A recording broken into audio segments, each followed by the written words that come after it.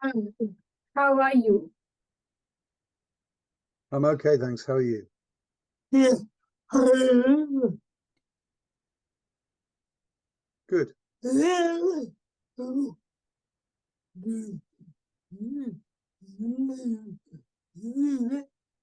No problem.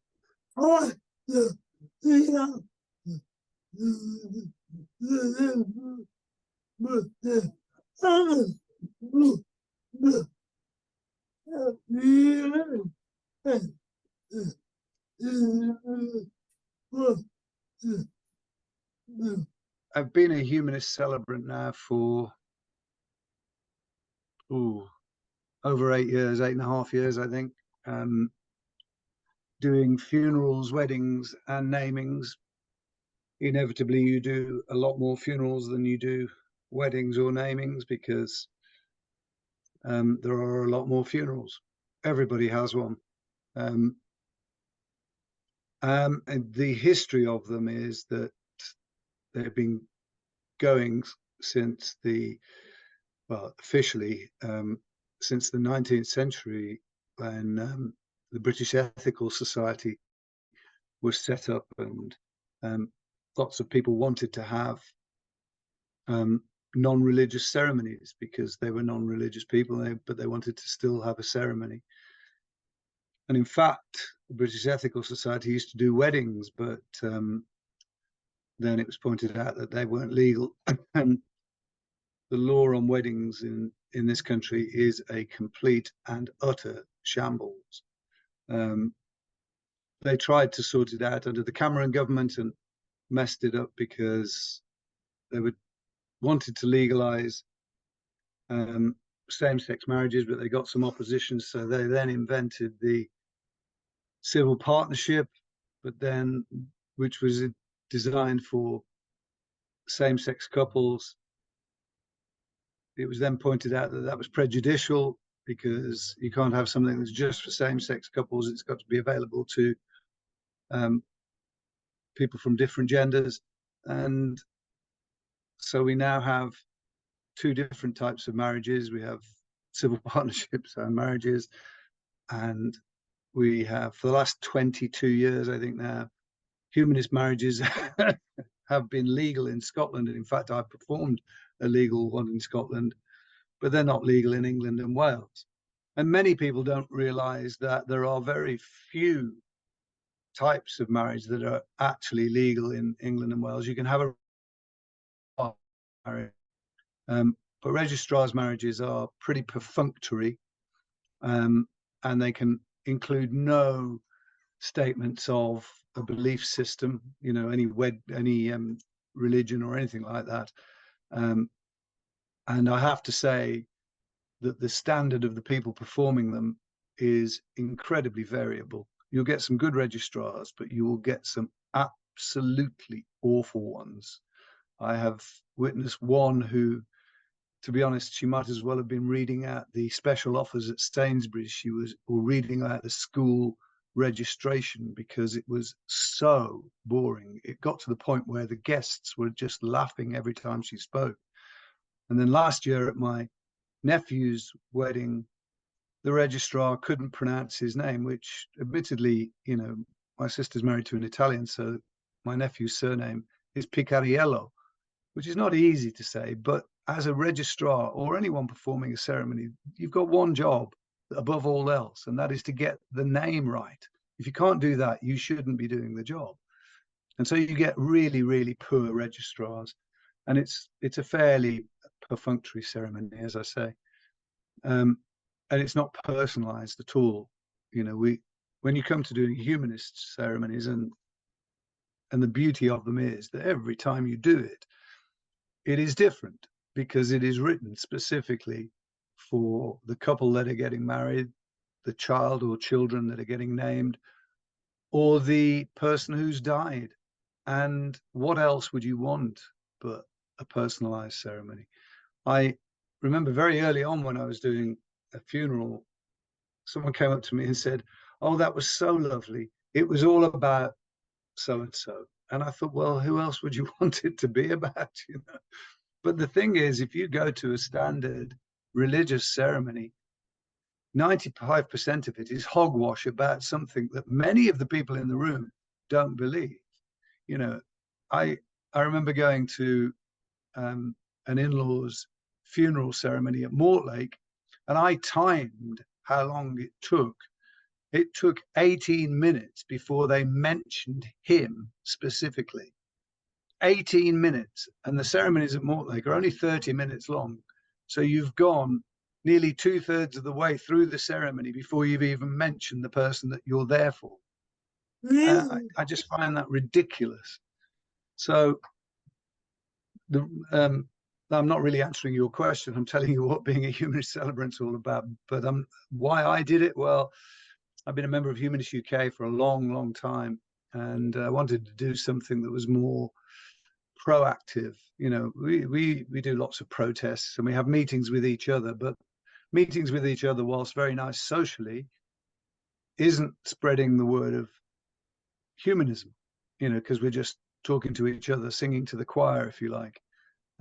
So I wanted to do something that demonstrated to people more practically and positively the the benefits and the ideals of being a humanist. You know, the simple idea that you can be good and you can be ethical without needing a god or a special book or a man in a pointed hat to tell you what to do. You can work it out for yourself, and you can add meaning to life and to share about what it's like to be a human. You don't have to bring in spiritual nonsense. And so that's why I did it. And as I've said, and I know you've heard me say it before, it is the least rewarding thing I've ever done in my life financially, but the most rewarding thing I've ever done in my life personally. And I have met remarkable people, beautiful people, lovely people, some not so lovely, but mostly lovely people. I've heard fantastic stories of all sorts of people from all around the world with incredible backgrounds and life stories. I've shed a lot of tears doing ceremonies for people who are victims of suicide, for young people who've died suddenly, for babies. I mean, it's a real challenge. It's hard doing that.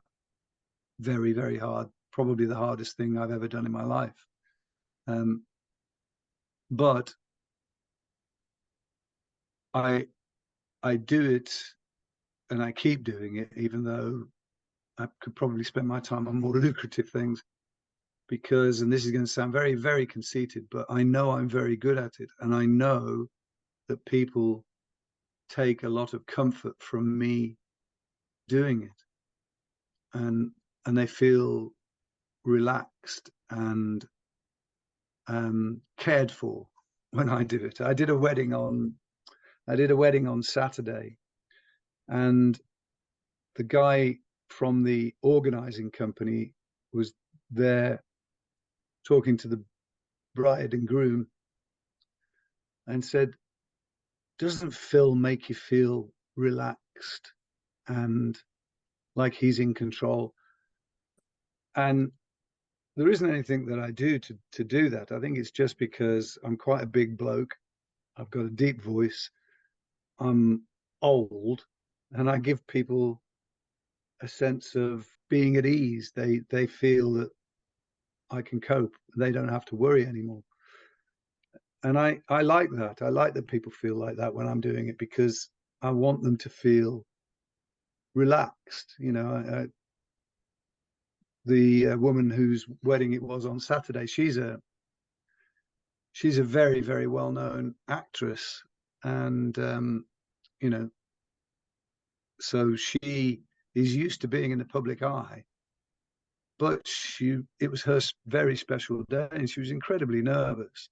And I just wanted her. I said to her, "Look, I'm in control. Don't worry about anything. It's going to be a beautiful day, and I want you to focus on enjoying yourself and enjoying it, taking it all in." leave it to me to worry about the ceremony. And I think if I've got any skill, that's my skill, is being able to put people at ease. And I love doing it. I love doing it. And doing it without having to use any of the wuju of the religious, spiritual practitioners is why I think we ultimately are better than they are, because ours is all coming from the heart, coming from us as individuals. Anyway, that was a very, very, very, very long answer to your question.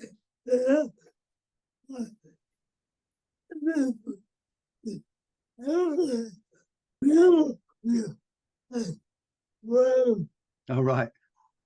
I mean, you know me, Sapna, and you know that I am not really that person. When you're performing the role of a celebrant, to an extent, you're acting.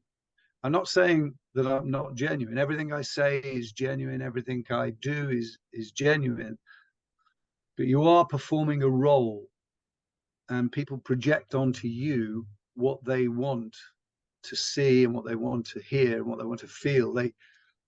I mean, I've often said that it doesn't matter really what I say. It's the way that I say it. And people get this kind of feeling of comfort. And I've listened to a lot of celebrants, because obviously I arrive at crematoriums when other people are still working.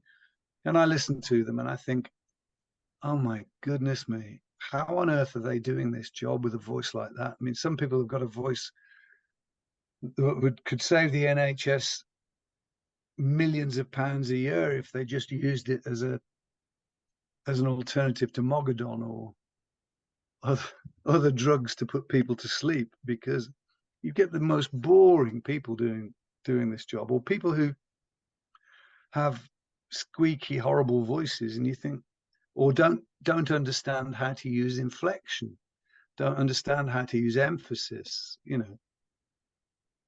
I mean, quite a few of my colleagues are actors or ex-actors because they know how to speak properly, and it's really important. I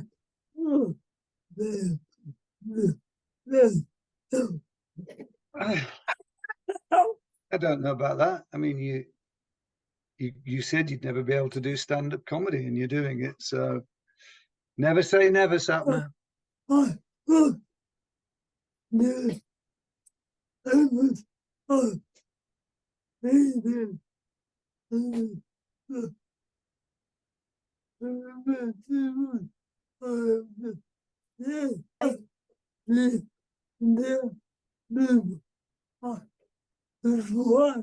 It's a really good question, and one that all human beings have thought about and tried to answer for themselves for as long as human beings have been around. And great philosophers have tried to answer it. I think people fear it because they fear the end of everything that they have experienced and enjoyed. And life,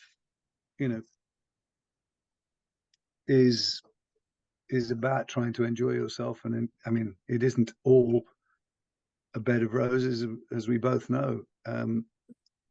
But it's an enjoyable and interesting experience, and people fear that the loss of that. But I've always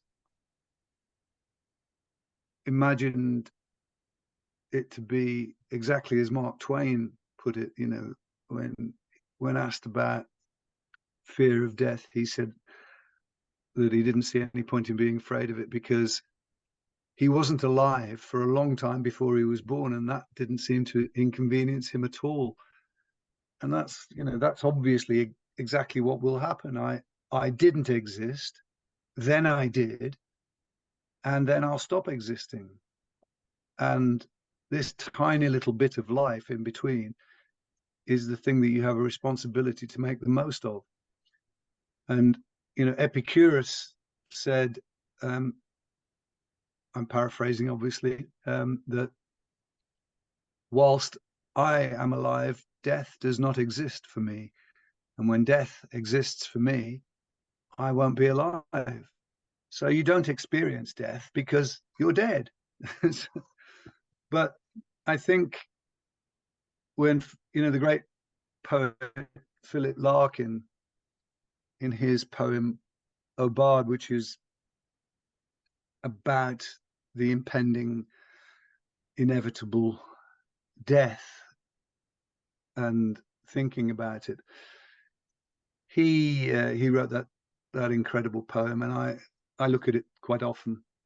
And you know, if I've just brought it up on my phone to read a little bit of it for you, because he's lying there in his room and in the dark, and then the light starts to come into the curtains, and it says, slowly light strengthens and the room takes shape. It stands plain as a wardrobe, what we know, have always known, know that we can't escape, yet can't accept. One side will have to go. Meanwhile, telephones crouch, getting ready to ring in locked offices, and all the uncaring, intricate, rented world begins to rouse. The sky is white as clay with no sun. Work has to be done. Postmen, like doctors, go from house to house. And I think the point of his poem is that we know it's inevitable. We know it's coming. We don't like to think about it. And the way we avoid thinking about it is to get on with everything else that we've got to do, our work and our lives. And we just don't think about it. But I don't really think that that's a healthy state to be in. I think that the advent of and the, you know, lots of other initiatives like that, where people are beginning to talk about death, not because it's going to happen soon, but because it's a healthy thing to talk about. You know, death is an inevitable part of life, of all life, whether you live 5 years, 50 years, or you're a sequoia tree and you live for 500 or 5,000 years. It doesn't matter. It's coming. It's built into your organic process. You can't help it. So I've used the analogy of a holiday, really. As you get older, obviously, you tend to think, well, I've got less time left. But if you worry about that, that's a bit like spoiling the last day of your holiday by worrying about the fact that you've got to go home. You're still on holiday. Enjoy the holiday. And I think about life that way. There's no point in worrying about death while I'm still alive.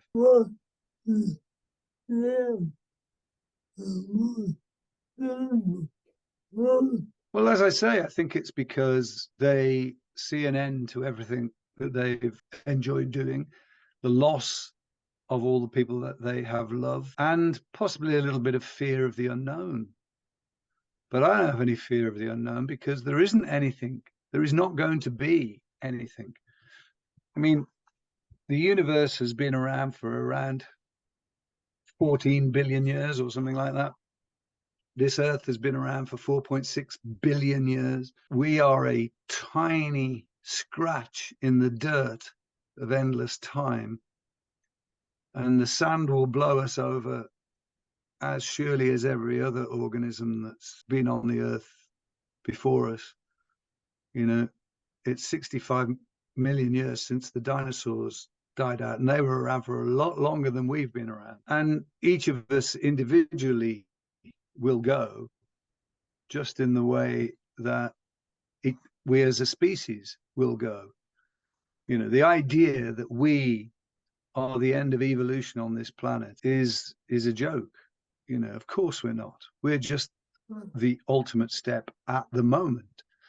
But the only difference is we may be the first organism to actually create our own successors, our own evolutionary superiors. If we create some sort of cyber being or enhanced human being that then out evolves us, who knows? it's not going to happen in my lifetime or your lifetime. But I think people who worry about death, and let's face it, we all do, are just wasting their time. There is nothing you can do about it. Nothing you can say, nothing you can do is ever going to change the fact that you're going to die. So why even spend any time worrying about it? Because that is doing the opposite of what you should be doing, because you have a limited amount of time. Of that time, and thinking about something that you cannot change is a pointless waste of that limited time. Just don't do it.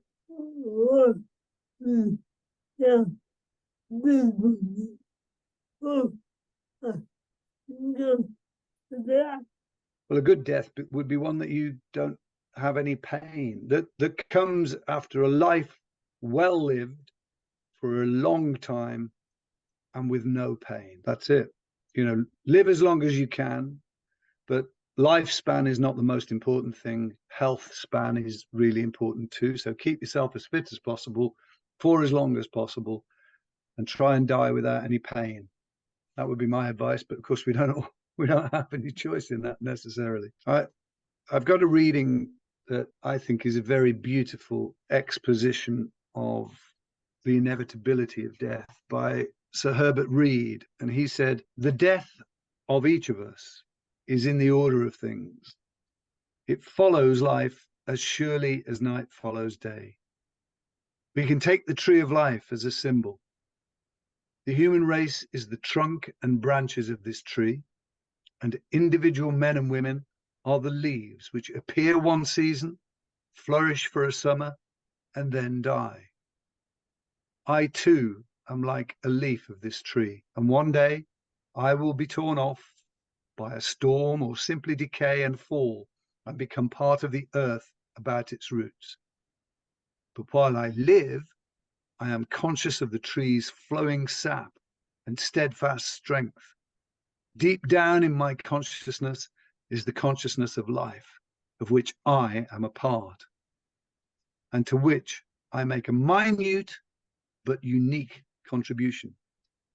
When I die and fall, the tree remains, nourished to some small degree by my manifestation of life. Millions of leaves have preceded me, and millions will follow me, but the tree itself grows and endures. It is. I wish I'd written it myself, but it is. And I, as an exposition of my position on life, I can think of no better word.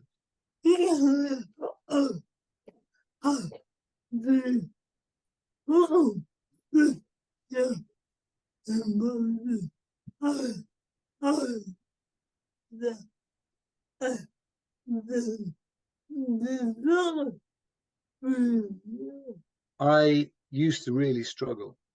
When I first started, I would come home and Lucy, my partner at the time, used to say, you need to stop doing this. It's upsetting you too much. And it did upset me. It really, really did. But then I found a way to cope with the mechanism of allowing myself a certain amount of emotion, but not too much. I was told by one of my trainers on the original course to be a funeral celebrant, not to steal other people's grief, which I thought was a very good line. And I try and tell myself that. But in order to be a really good celebrant, I think you have to be genuine and credible. And that means you have to empathize and sympathize with your client, and you have to be there with them, but you can't go all the way, because if you did, you'd be a gibbering wreck.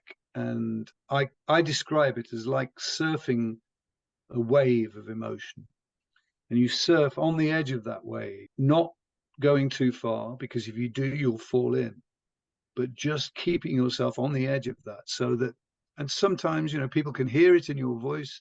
And, I have broken down at ceremonies, particularly baby ceremony. I did one a couple of years ago at West Norwood Crematorium.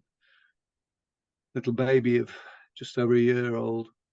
And whenever they bring those tiny little coffins in, it's really hard to bear. And it was there And of course, baby ceremonies are usually just the immediate family. We were about halfway through it, and we had a period of reflection to think about her and about what she meant to the family. And the grandmother, the paternal grandmother, just came forward and knelt in front of the coffin and put her hand on it and just started to sob uncontrollably. And her son didn't quite know what to do, and eventually he came and knelt next to her and put his arms around her. And everybody was crying. And I mean, even now it's making me feel emotional. And I managed to get to the end of the ceremony, but I just had to go straight out. And the chapel attendant down there is a huge bear of a man called Sam. And Sam, there were tears rolling down my face, and Sam just put his arm around me and gave me a big bear hug. And that's what happens is the professionals, because they're doing lots of funerals every day, but the professionals recognize the difficult ones as well. Difficult for the funeral staff, the funeral directors, the chapel attendants, and we just all support each other. Because if you don't feel emotion when you're doing a child's funeral, then you probably shouldn't be doing the job. But you just have to find a way of coping with that emotion. It's not easy, but one thing it teaches me at Sapna is, even if I didn't before, is to value every minute of your life, every interaction with other human beings. I used to come home after a ceremony, after a funeral ceremony, and say and tell my then wife I loved her. First thing I would say as I walked in the door, because you know that there will be a day when you won't be able to say that, when you won't be able to do that. And I know I've told you this story before, and it's one of the most incredible and moving stories I picked from a funeral ceremony. I did a ceremony for a guy in Battersea, just down the road from where I am now, and he was in his 70s, a lovely granddad, lovely husband, lovely father. In his 50s, he had had a heart attack and almost killed him and his wife, as he had the heart attack while he was driving up the A2. And his wife managed to steer the car to the hard shoulder, and they got an ambulance and saved him. And he spoke to the consultant and said, "What can I do?" And the consultant said, "Eat less, stop smoking, drink less, do exercise." And he did all of those things. Took up playing golf with his grandson, and got himself fit. Then a few years later, in his early 70s, he got cancer, and he went to see the consultant, and he said to the consultant, "What can I do?" And I've always thought this was amazing. The consultant said to him, "Never miss an opportunity to tell your family you love." And his family told me this story, and they said that every time he left the house, or if one of them left the house, or at the end of every phone call, he said, "I love you," which for a man of his generation, he was born in the 1930s, so he went through the war years in the Blitz years in London. He's a working class bloke from South London. It wasn't the kind of thing he was brought up to do, but he did. And so I'm standing in the chapel, and I said, and because of that, I know that Jim, the last words he said to everybody in this chapel is, "I love you." And that is a beautiful thing to be able to say. And I think that's my favorite. I've done a lot of funerals, many, many hundreds of them. It's my favorite story, because that's all you can hope for as a human being, is to be remembered for the fact that the last thing you said to everybody who knew you is, "I love you."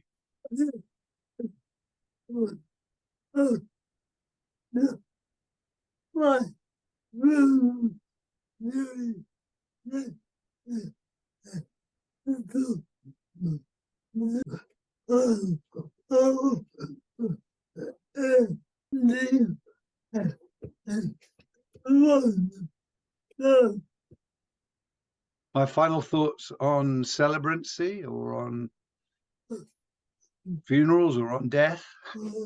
On death. I think that it is part of the human condition to constantly and increasingly, as you get older, think about your own duties. But I think that the advantage that humanists have is that we do not expect anything after we're dead. I mean, I'm constantly amused by the religious ceremonies, certainly the Church of England one, where they talk about, you hear the vicar say, in sure and certain hope of resurrection to eternal life. I have no idea what a sure and certain hope is, because if it's sure and certain, you don't have to hope for it, surely.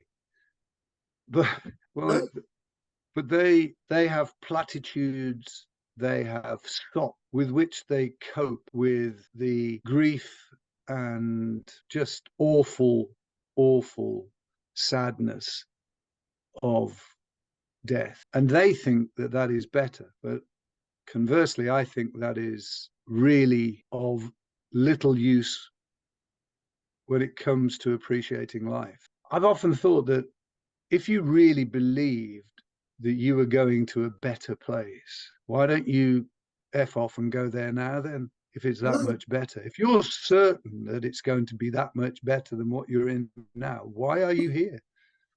It's like having a free ticket to Disneyland and staying in Croydon. You know, why would you do that? If what you're saying, and I understand why people believe this when, you know, most of human life was pretty arduous and painful. I mean, it's as Hobbes put it, you know, life is nasty, brutish, and short for the vast majority of creatures on this earth and for the vast majority of humans who've ever lived, because it was. But we live in a time when human beings, on average, certainly in this country, you know, live into their 70s and have pretty much pain-free and enjoyable existences. Why do they need to be told life will be better once you're dead? And that's why I think being a humanist is an advantage, because we know that we just get this one chance, that we need to find our own joy, our own meaning, our own point to life. And there is only one point to life, and that is happiness, the pursuit of happiness. Of course, you can't be happy all of the time. You can't. It's impossible, because happiness is a measure. Happiness is better than normal. If you are happy all the time, that's normal, but you can strive towards happiness. But you've got to look to be content and enjoy life. And you know, the great American humanist Robert Greene Ingersoll said, happiness is the only joy.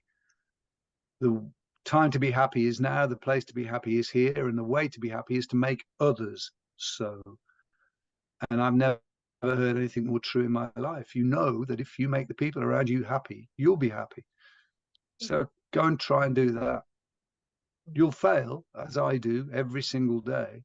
But if you can try and make the people around you happy, then when you die, they're really going to miss you, because you made them happy. So that's what I think. Give them something to cry about at your funeral. That's my advice.